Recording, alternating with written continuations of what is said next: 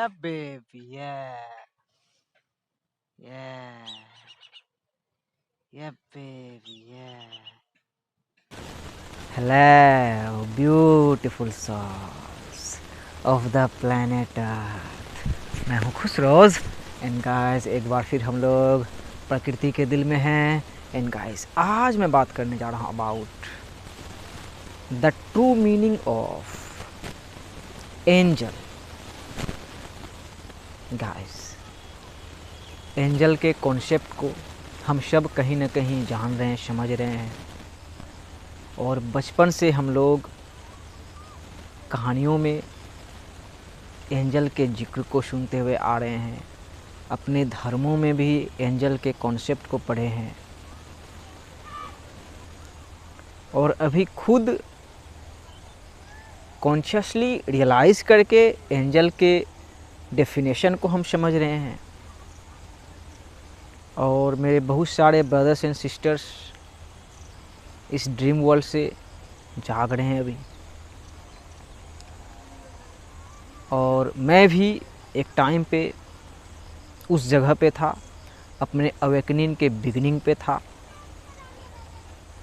और मेरे अवेकनिंग में एक एंजल ने ही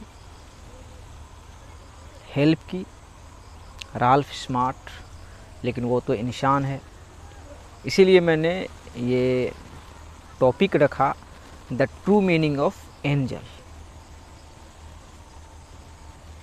आपका और मेरा जो भी डेफिनेशन है अभी सही है, लेकिन इसमें हम लोग एंजल के डेफिनेशन को थोड़ा अपडेट करेंगे, खुद रियलाइज़ करके कि एंजल क्या हो सकता है। इसका हिंदी नाम है देवदूत, उर्दू नाम है फरिश्ता, अरबी नाम मुझे नहीं पता, इंग्लिश में बोलते हैं एंजल। तो इसके बारे में आपका क्या कॉन्सेप्ट है? एक तो जो सिंपल डेफिनेशन है इसका, वो भी वन वर्ड नहीं, वन लाइन में समझो तो, इनकॉर्पोरियल बीइंग, ऐसा बीइंग जिसका कोई जो मैनिफेस्टेशन प्रकट हुआ है, जैसे आप मुझे देख रहे हो, मैं प्रकट हूँ, इंसान हूँ, जहाँ भी हूँ, आप जहाँ से भी देख रहे हो, हम सब प्रकट हो गए हैं, ह्यूमन अवतार में हैं, मानव जाति में हैं। तो एंजल का क्या कॉन्सेप्ट है कि उसका कोई प्रकट रूप नहीं है, वो इनकॉर्पोरियल है, मतलब अनसीन बीइंग है, वो अनसीन है। इसीलिए हमारे बहुत सारे ब्रदर्स एंड सिस्टर्स, एक रीज़न है कि कंफ्यूज होते हैं कि एंजल मतलब कोई एक एंजल या बहुत सारे एंजल्स। सो हम लोग जो अपने धर्मों में, कहानियों में, मिथोलॉजीज़ में जो एंजल के बारे में सुने होंगे, उधर भी हम लोग थोड़ा डाइव डीप में जाएंगे। जैसे हिंदी में नाम है देवदूत, और हिंदी में देवता का भी कॉन्सेप्ट है। सो देवदूत का मीनिंग हुआ कि messenger of divine, messenger of divine. तो सबसे पहले हमें यहाँ डिवाइन को समझना होगा।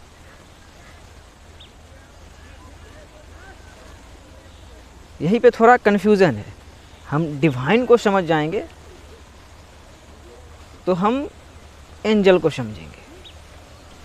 एग्ज़ाम्पल, मेरे मेंटोर राल्फ स्मार्ट मुझे 2018 के बिगिनिंग में मिले थे, 17 के लास्ट में और बिगिनिंग में मिले थे।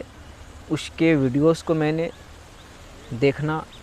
देखने की शुरुआत की, फिर नंबर्स को देखने लगा, सिंक्रोनिसिटीज़ को एक्सपीरियंस करने लगा।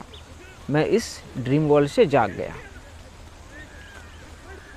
तो वही जो डेफिनेशन आया इनकॉर्पोरियल बीइंग, तो वो राल्फ स्मार्ट के भी अंदर वो एक बीइंग है, खुसरोज शेख के भी अंदर वो एक बीइंग है, और आप जो भी हो आपके भी अंदर वो एक बीइंग है।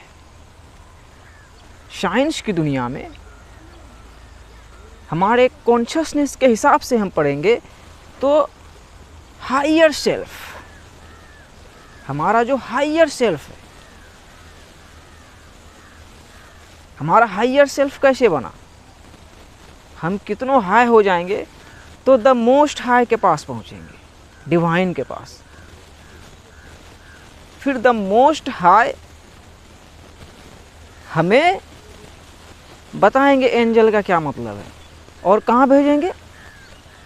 हम मैनिफेस्ट होके, जैसे हम और आप मैनिफेस्ट होके हमें आप देख पा रहे हो, कोई आपको देख पा रहा है लेकिन फरिश्ता को कोई देख नहीं पा रहा है। वही उर्दू में भी जो यहाँ ही नाम क्रिएट हुआ फरिश्ता, इसमें भी क्या आया ता, तो यहाँ से ता को समझना बहुत ही ज़रूरी है। को खो गो घो अंगो चो छो जो झो या टो ठो दो धो नो, तो 16 नंबर पे 16 कि हम यहाँ से ही कितने हाई तक चले जा सकते हैं, कितने अदर डायमेंशंस तक जा सकते हैं, कौन हमारा चेतना जा सकता है। तो हम हाई गए तो हम मोस्ट हाई को पाए, अपने क्रिएटर को पाए। सो आप खुद एक एंजल हो, आप खुद एक देवता हो, आप खुद एक फरिश्ता हो, और ये आपका हायर सेल्फ ही समझ सकता है। और आप एंजल्स द्वारा गाइडेड हो। फॉर इंस्टेंस मेरे अंदर का इनकॉर्पोरियल बीइंग आपको गाइड कर रहा है, हर चीज़ें कनेक्टेड है। फिर इसमें एक कॉन्सेप्ट आता है नंबर्स के थ्रू, हम लोग बोलते हैं कि एंजल गाइड करता है। नंबर्स के थ्रू एंजल गाइड नहीं करता है, नंबर्स के थ्रू, है ना, सिंक्रोनिसिटीज़ के थ्रू, एनिमल्स के थ्रू, बर्ड्स के थ्रू डिवाइन गाइड करते हैं एंजल्स को, देवताओं को, फरिश्तों को। ईश्वर, अल्लाह, खुदा, वाहेगुरु, गॉड गाइड करते हैं। सो ये रियल कॉन्सेप्ट है एंजल का, कि एंजल कोई आपको, आपसे बाहर कोई अनसीन, जैसे हवा में कोई ऐसे अभी देख रहा है वैसे कोई एंजल नहीं देख रहा है। वैसे एक ही सुप्रीम है जो कि इटर्निटी से ऑल नोइंग ऑल वॉचिंग है, वो है गॉड। अब आपने इस्लाम के बारे में पढ़ा होगा, जैसे मैं मुस्लिम हूँ, इस्लाम में जो एंजल का कॉन्सेप्ट है, जैसे इस्लाम के फाउंडर है प्रॉफिट मोहम्मद सल्लल्लाहु अलैहि वसल्लम, तो उसे भी कुरान जो नाजिल हुई द फाइनल रेवलेशन, तो उसे भी एक फरिश्ते के द्वारा ही रेवलेशन मिली। बहुत ही बड़ा टिपिंग पॉइंट है अगर हम समझे इसे बुद्धिमानी से, लॉजिक के साथ, साइंस के साथ, स्पिरिचुअलिटी के साथ, कि प्रॉफिट मोहम्मद को भी रेवलेशन किसके तरफ से मिली, जो कुरान मिली, word of God, word of Ishwar, word of Allah, word of creator, angel जिब्राइल, उसे इंग्लिश में बोलते हैं गैब्रिएल, जिब्राइल अलैहिस्सलाम के तरफ से उसे द फाइनल रेवलेशन कुरान मिली। और आप इसी को हिंदी सभ्यता के अनुसार पढ़ोगे तो उसी तरीके में आप आकाशिक रिकॉर्ड्स को पाओगे। वही आप उतने हायर बनोगे, उतने हायर रूप आप खुद को अपने बनाओगे, तो वो आपको गॉड कहाँ पहुँचाएंगे कि अभी फ्यूचर चमकीला है, अभी शुरुआत है, और गॉड हमेशा से हमारे और आपके साथ है। और ये बात एक एंजल ही समझ सकता है, और डीमन भी हमारे ही अंदर है। डीमन कौन है, क्या है, ये हमारा कॉन्शियसनेस समझ सकता है।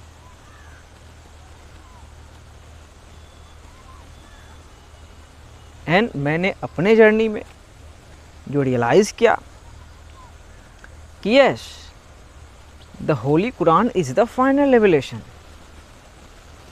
और द होली कुरान ही आया मेरी ज़िंदगी में। क्या वर्ड ऑफ गॉड, तो जैसे आप मैनिफेस्ट हो के वो अभी, तो वही आप वर्ड ऑफ गॉड हो कि नहीं? आपको किसने मैनिफेस्ट किया?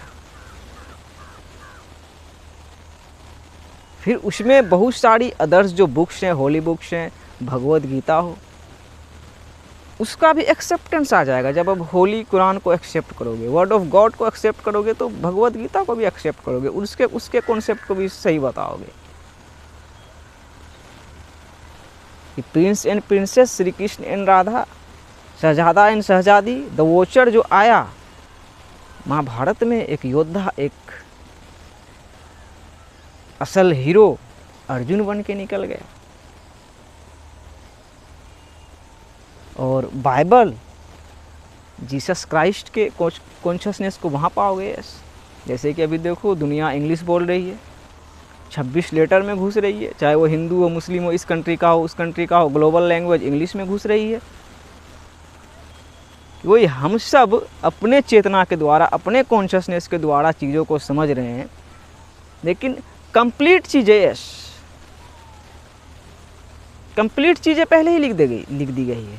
और वही है final revelation, the Holi Quran. और द होली कुरान को ही आप पढ़ोगे अपने मन में, तो हर चीज़ें जगह पे आ जाएगी। रामायण जगह पे आ जाएगी, बाइबल जगह पे आ जाएगी, गीता जगह पे आ जाएगी, हर चीज़ें सही जगह पे आ जाएगी। और वही सोचो कि एंजल जिब्राइल अलैहिस्सलाम, एंजल गिब्राइल कितने हायर होंगे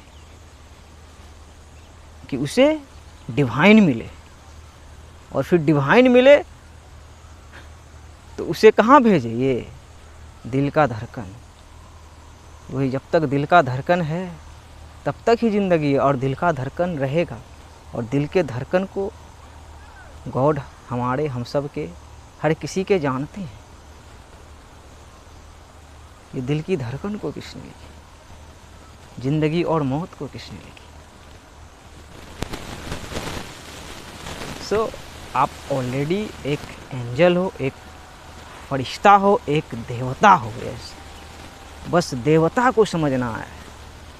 देवता, ता धरती, गीता, ता मतलब मिट्टी। हम मैनिफेस्ट होके हैं इंसान, और हमारे अंदर देखो कितने हायर सेल्फ्स हैं।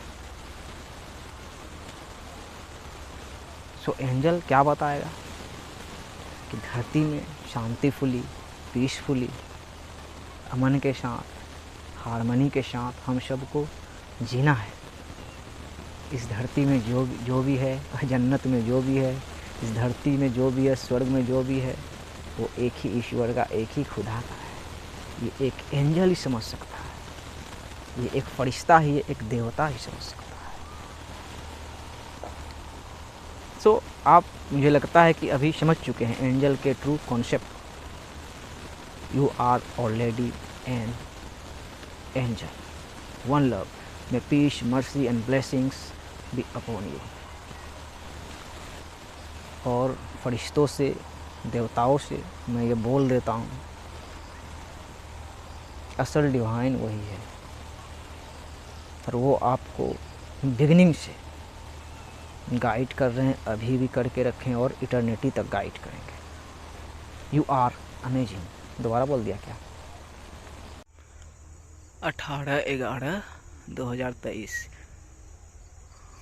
या 18 नवंबर 18 वॉचर को रियलाइज़ हुआ कि लॉर्ड है, तभी वो 11 सर्वेंट बना लॉर्ड का। यस, आपका हायर सेल्फ हमेशा क्रिएटर का सर्वेंट है। और देखो आज चांद कितना प्यारा लग रहा है, और ये आज दक्षिण की दिशा में, देखो इसके, ये देखो कैसे मूव करता है। कभी इस टाइम में, किसी टाइम देखे होंगे पश्चिम में है, फिर फुल हो जाएगा, कभी उधर पूरब से शाम के टाइम में निकलेगा। और जो वीनस तारा है, शुक्र ग्रह, शुक्र, फ्राइडे, वो देखो इधर है।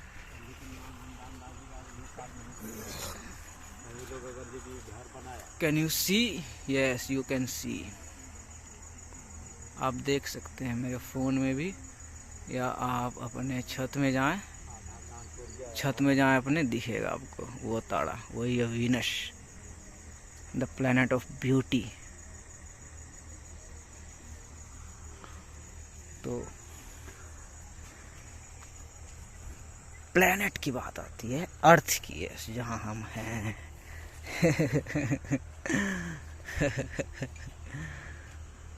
तो यहाँ हमें कैसे रहना है? हम जैसे रह रहे हैं, ज़िंदगी हमारे लिए वैसी ही है। यस, जन्नत भी धरती से ही है। पढ़ो, इन सब चीज़ों को पढ़ो, नेचर में आओ, चांद तारे को देखो, कॉस्मोस को समझो, कॉस्मोलॉजी को समझो इन सब चीज़ों को।